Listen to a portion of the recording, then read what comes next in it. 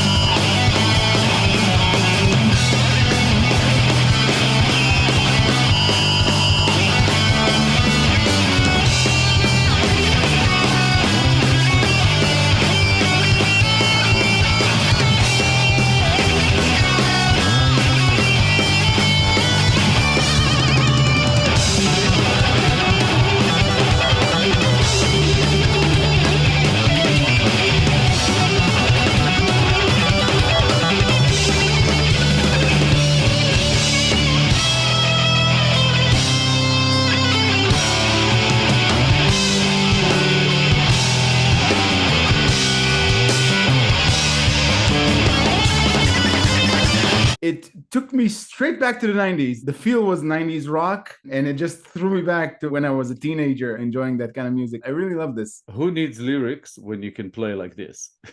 Yeah. I like they're really putting on a show. They have something with their instrumentals that you rarely see, I guess, these days. They still find ways to inject catchy choruses.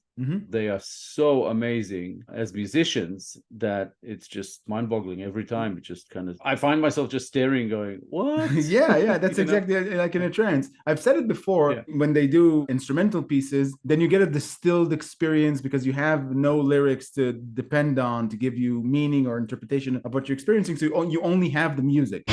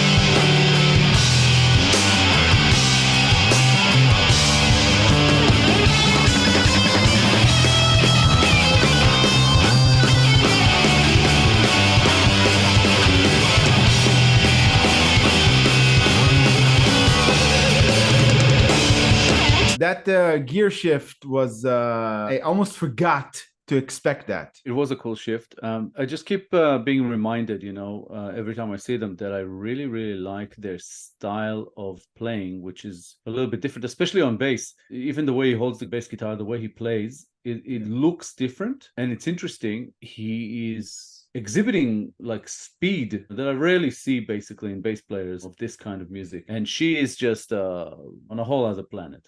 Yeah, she was born to hold that guitar. Yeah, Halka, she is definitely in that master guitarist group. You know, she's just awesome and so young.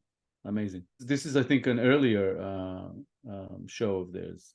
They look younger. When you get virtuoso guitar playing and bass, sometimes there's an emphasis on the intricate parts of the piece. In here, you see that they're doing amazing things on their instruments, but it's not for the sake of look how well we're playing. It's all combined in the piece. It takes you on a journey. It's all part of something. It's not a display of capabilities, which I also love about them. Absolutely love it about them. They know how to keep it for the piece. And the guitars, you know, the guitar and the bass, they do take kind of center stage here. And I have to also mention the drummer is no slouch. No, he's not. he's really good. Just an awesome trio.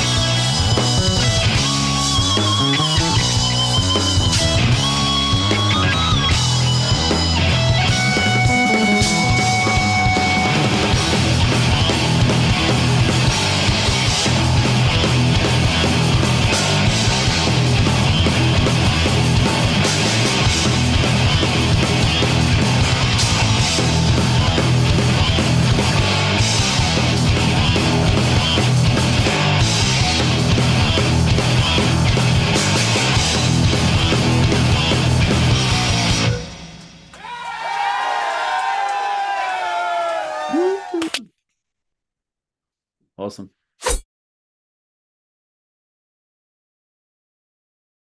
After having experienced the entire thing, it feels like this piece would be right at home in a Guy Ritchie film. Yeah, I can hear that. Also, another awesome trio. What you always say you like, you know, bass, guitar, drums. Yeah. I like them more like this, you know, than I do when there's lyrics and singing. Every time I hear another instrumental of theirs, it just reminds me that I do prefer that. But they're awesome either way.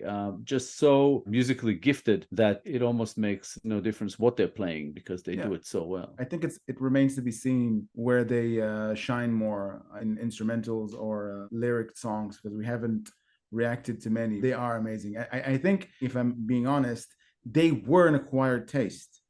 I didn't immediately get engaged in their specific style, but it didn't take long for me to get hooked in the Asterism ether. Yeah, I mean, I can see that. For me, straight away, they just reminded me of a certain vibe, because the first song we did was Dawn, and it was like this kind of dingy venue, you know, smallish crowd, and the way they played. And again, it being an instrumental reminded me of the days when I used to frequent those types of shows. And there were some bands here in Australia who also did instrumentals, and just various sort of aspects of the way they put on a show. And just again, like I'm saying, the general vibe reminded me of that, so it just took me there straight away. But yeah, they're fantastic. And I haven't seen many who can play the way they do, especially, you know, the guitar and the bass, I have to say, because with guitars, especially in guitar solos, I've said this before, they're the type of musicians who get more of an opportunity to shine. You always have those solos, your front stage, you know, you get to show your stuff. Drummers, probably less so. They don't get as much of an opportunity, but like I said, he's still very much, you know, an important part of this lineup, and he is fantastic as well. Just a great band. Yeah, it also takes me back to what we always say about bands coming from Japan, that it looks like they have no spectrum. They're either top tier musicians or they don't do music. So what we get is always distilled, always top of the line, proficient musicians. It's almost like oh, it's a Japanese band, okay, they're going to be great. They're going to be musically perfect. It's just a question of, are we going to connect with the music? I think that's the only category. Do I like this or not? To some respect, that doesn't even matter, because some of them can play whatever, even a style that I'm not that into, but I will still be in awe of their talent because, you know, you can appreciate it even if you don't like what they do so much, even though we haven't really experienced that as yet, because every band we've heard so far are right within our sort of range of taste in music.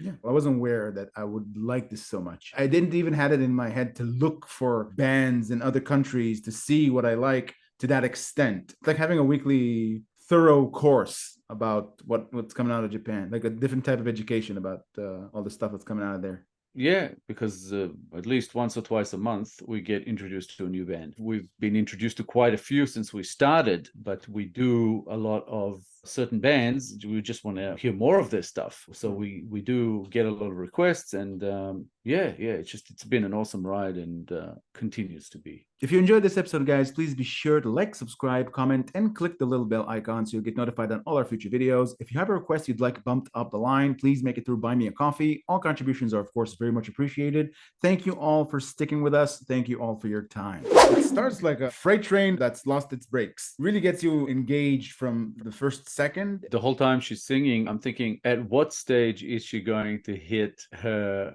growls and screams and get into those vocals? So far, she's been on clean vocals. Yeah. I actually found that a little bit distracting. Thanks a lot, guys. We appreciate you so much, and we hope to see you again in the next one, probably coming up in a couple of days. So see you then.